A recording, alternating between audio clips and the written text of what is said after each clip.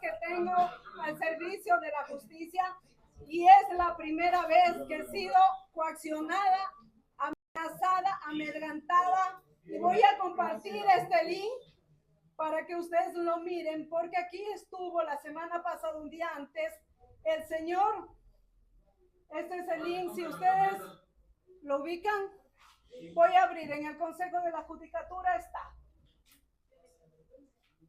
el presidente del Consejo de la Judicatura, el señor Mario Godoy, el director provincial Henry Gaibor, el asesor del presidente de la Judicatura, Jorge Carrillo, amenazándome que me van a destituir si es que yo fallo contrario. Es decir, que esta acción de protección, yo no tenía que considerar la Constitución, las leyes, los tratados internacionales, sino que favorecer un capricho de negar esta acción de protección.